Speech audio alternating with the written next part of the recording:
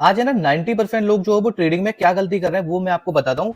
वो क्या चाहते हैं 90% ट्रेडर्स की है ना कि उनकी स्ट्रेटजी उनको दिन का जो है वो 10% रिटर्न बना करके दे। कई लोग जो है वो 20% का ट्राई करते हैं, कई लोग तो जो है वो 50% बनाने का भी कोशिश करते हैं दिन का।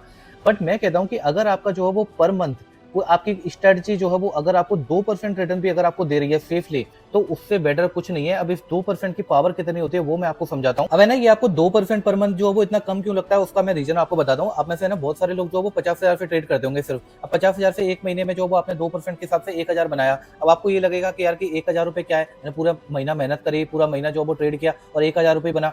लेकिन आप ये सोचो कि जब आप 1 लाख से ट्रेड करते हो तो आपका 2,000 रुपए बनते हैं। अगर आप 2% पर महीने निकालते हो, 5 लाख से करते हो तो 10K बनता है, 10 लाख रुपीज से अगर ट्रेड करते हो तो 20K बनता है, 50 लाख से करते हो तो 1 लाख, और 1 करोड़ से ट्रेड करते हो तो 2 लाख आपका महीने का जो है वो आपका बनेगा।